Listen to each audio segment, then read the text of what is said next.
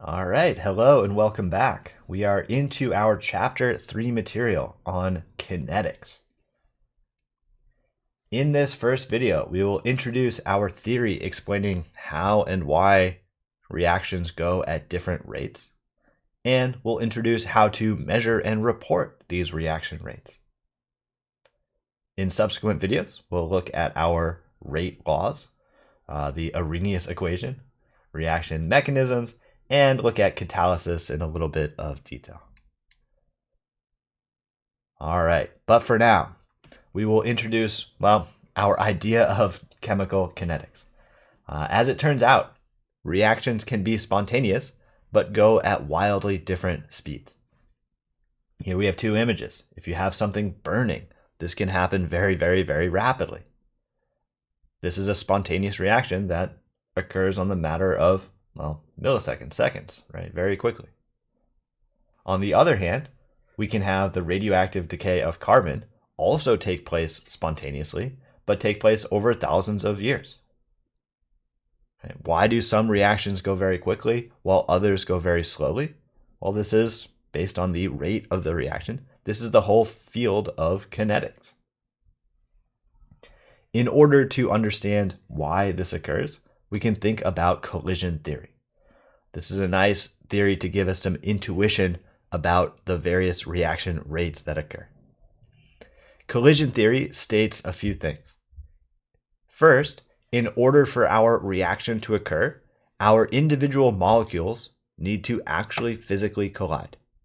We need to have our molecules run into each other in order for them to react. We're not going to have reactions occurring at long distances from each other.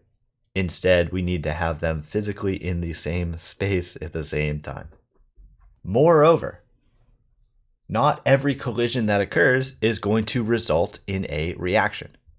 We need to have enough energy when those collisions occur, and oftentimes we need a very particular orientation when those collisions occur. Here's our picture. Okay, if we're trying to do this reaction between nitrogen and oxygen molecules to form some nitrogen monoxides, well, we need to have this collision occur with enough energy in the correct orientation. Here we have these postulates written out. That's our plan. We can look at what happens when we do not have all of these conditions being met at the same time. If we have not enough energy, well, our molecules can just bounce off each other. We can have our nitrogen and our oxygen collide and then, go back their separate ways. Or, as we said, sometimes we need a very particular orientation. If we have a head-to-head collision instead of a side-to-side collision, or a side-to-head collision here, maybe those don't quite work to produce the reaction that we want. We can again just have these molecules bounce off each other. More than just a collision, we need a collision with enough energy and perhaps the right orientation. All right, let's look at our energy landscape for our reactions. We call this the reaction coordinate. We can keep track of the energy of our individual chemicals as they try to react. Our starting molecules have some amount of energy. Our products have some amount of energy. In order to go from our reactants to our products, in order to do this reaction, well, as it turns out, it's not a straight line. It's a hill that we have to climb over. The height of this hill, the height of this energy barrier, is known as the activation energy. In collision theory, we need to have enough of our energy in order to do this reaction? Well, enough energy corresponds to higher energy than that activation energy. The higher this peak that we have to climb over, the higher this hurdle we have to jump over, the more energy is required. Well, based on our collision theory, if there is a higher activation energy, we need more energy to do that reaction. Fewer of our collisions are going to be sufficient to complete that reaction. Right? Higher activation energies will lead to slower reactions because fewer of those molecules can do it. On our reaction coordinate, this intermediate place, this highest peak of our energy landscape, this corresponds to our transition state. This is halfway in between our reactants and our products. This is bonds partially broken and bonds partially formed. We can see that maybe more clearly in this organic chemistry mechanism. If we have these molecules trying to react, we have maybe a Lewis base, and our carbon back here can be a Lewis acid. We can have those electrons try to come in and form a bond with our carbon down here. Right? The carbon in our carbonyl group is going to be slightly positively charged, looking for some electrons. And this lone pair is certainly going to supply some electron density. We can build a new bond between those two atoms. And that's what we see as our product, right? That lone pair has turned into a single bond. When we are at the transition state, we have partially formed that bond, but not completely, right? This is a high energy state, which is halfway in between our reactants and our products. Once we get to this peak, this tipping point, we'll fall down the hill, probably to the product side, hopefully, or perhaps back to the reactant side. Right? We can go and reach this transition state, partially forming that bond, and then fall down to our low energy, stable product. All right, let's take a moment here. Can we use collision theory to explain how temperature can affect the rates of our reaction? Can we use collision theory to explain how concentrations can affect the rates of our reaction? Take a moment, pause, see if we can think this through. All right, let's get the answers. When we change the temperature of our chemicals, we're changing their kinetic energy. Higher temperatures have more kinetic energy. So actually we have two effects here. In terms of collision theory, hotter molecules have more collisions because they're moving faster, right? The faster they're bouncing around, the more often they will hit each other. Another thing, if our hotter molecules have more energy, they're bouncing around faster, those collisions will be, higher energy collisions. They'll hit each other with more energy. So more of our collisions will produce that transition state, will produce those products. All right, how about concentration? Well, when we have higher concentrations, we have more molecules. The more molecules we have, the more collisions that can occur. So just more collisions means more of them will be good collisions with the correct energy and orientation. And so higher concentrations should lead to faster reactions. What about for surface area? If you have a powder as opposed to a large block, right? If you're trying to burn sawdust, or if you're trying to burn just a big log, can you take a match and throw it on a log and expect it to burn?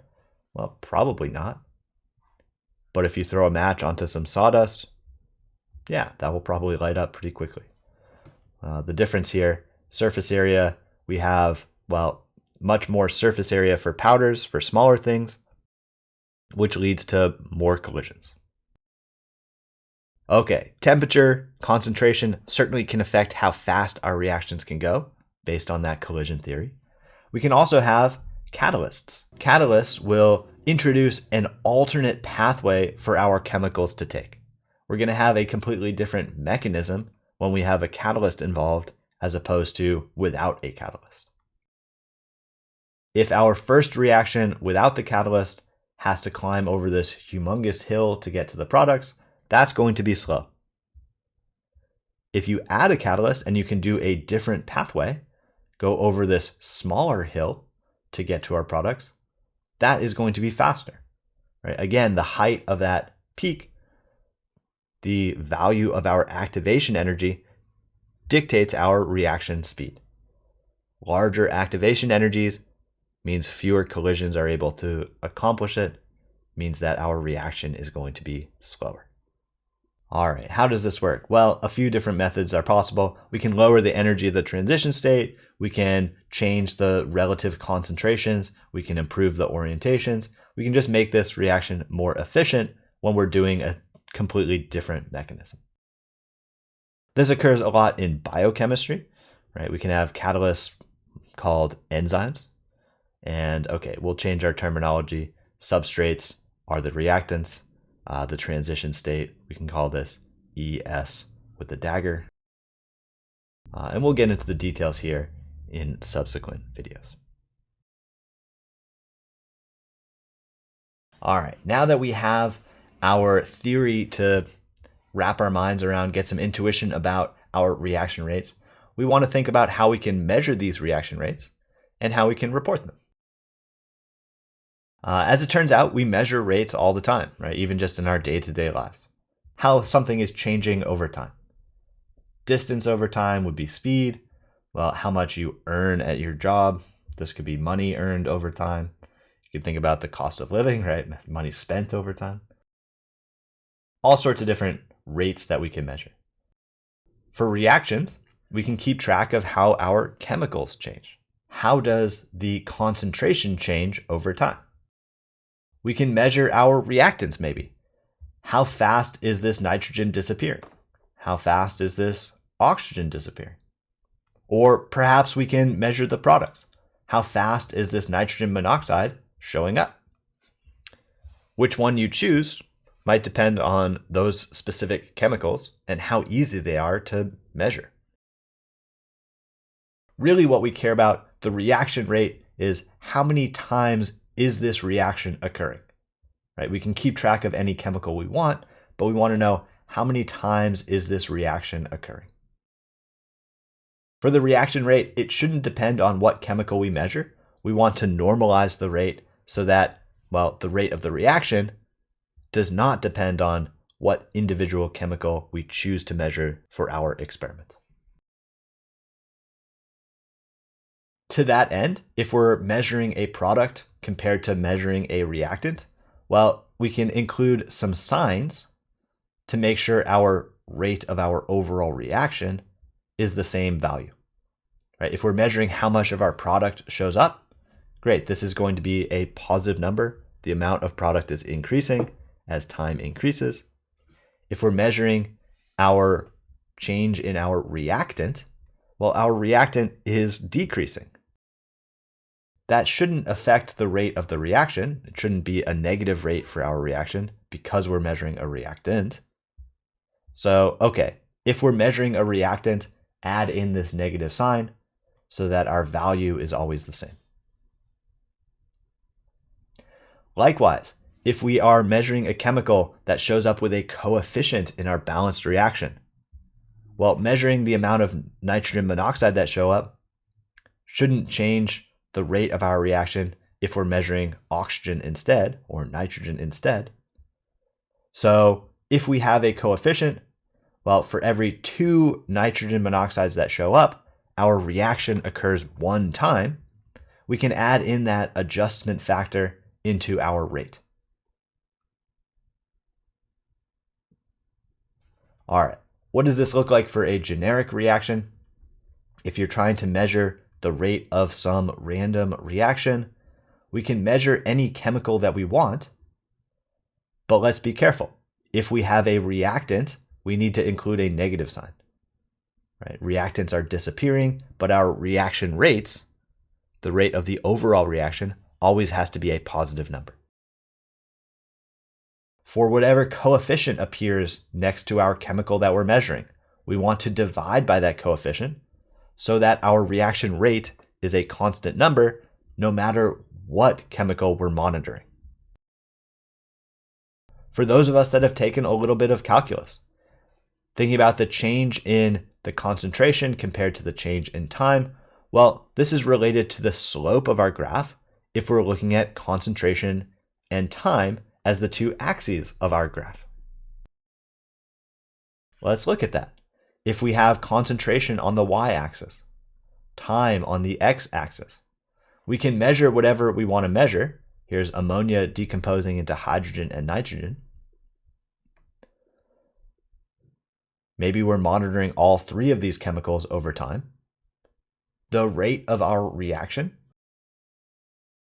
should not depend on which chemical that we're monitoring. And it will correspond to the slope of our graph at any given point in time. This practice question, can we write down the rate of our reaction in terms of any given chemical? Well, if we're thinking about our ammonia, the rate of our reaction is going to be the change in concentration of ammonia compared to the change in time. Ammonia is a reactant though, so we need to add a negative sign.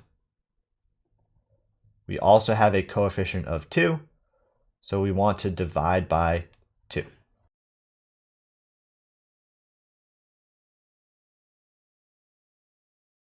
If we want to measure reaction rates, well, we need some way to measure the concentration over some time period. There are lots of ways of doing this. Maybe we can look at the color. Maybe we can use spectroscopy. Maybe we have a pH meter and we can measure the pH over time. More options. Maybe you have a way to measure conductivity or pressure or the volume, right? All sorts of different measurements we can take to figure out how much of our chemical is present. If you want the average rate, well, we can take the slope of our curve over that time period, right? The average rate maybe between time equals about 5 compared to time equals about 18. We can take the difference in concentration over that time period. If you don't want an average rate, if you want an instantaneous rate, this is related to some calculus, we can look at the tangent line at a given time. Right? The tangent line at a given time is going to be the line that only touches this curve once. It's going to be the slope at that single point on our graph. A practice question here. If we want the average rate of our reaction between the first 0 and 6 hours of our reaction, well, we can measure how much of our chemical is present at time is equal to 0. We can measure how much of our chemical is present at time is equal to 6 hours. Here's our reaction. We can say the rate is equal to the change in concentration of hydrogen peroxide over time. This is a reactant, and it does have a coefficient of 2, so we can add in that factor of -1/2. If we're looking at how our concentration changes, we can have, well, between 0 and 6 hours, we have our rate is equal to -1/2 times, okay, how much does the concentration change? It goes from final minus initial, right? 0.5 minus 1. And time, final minus initial, 6 minus 0. What we end up with is some reaction rate about 0.0417 molar per hour. This is our average reaction rate for those first 6 hours, right? Taking the rise over the run for this time period. What if we want an instantaneous reaction rate? Well, if we have time is equal to 0, we can look at what tangent line touches that time exactly once. Right? We can try to do some calculus here. We can look at the slope of our tangent line. In this case, we've extended our graph down to the bottom here. The slope of this tangent line is going to be, well, approximately 1 molar in 6 hours, right? The change, the rate here is going to be -1/2 times, well, approximately 6 hours for 1 molar, right? Based on how steep this tangent line is. Our instantaneous rate is going to be 0.083 or so molarity per hour. Let's compare here. Our instantaneous rate at exactly time is equal to 0, 0.083 molar per hour. If we scroll back a second, our average rate over the first 6 hours is basically half of that. Right? Our reaction is going to be, in this case, slowing down as we go. And we can visualize that, right? The slope of this graph does change as you go forward in time, right? It becomes more flat. The reaction goes slower as you proceed. We can use collision theory to explain why, right? As our reaction proceeds, we have fewer of our reactant molecules around. We're going to have a lower concentration and fewer collisions, right? A slower reaction as we continue. Sure, this is typical for a lot of reactions. All right, let's call it here for our first video. We've introduced the idea of chemical kinetics and collision theory as our method to, well, gain some intuition. And lastly, we've tried to measure and quantify some reaction rates. Hang in there for our next videos. We'll start to look at what are called rate laws and some kinetics in more detail. As always, thanks for being here. Hope to see you in the next video, and have a great day.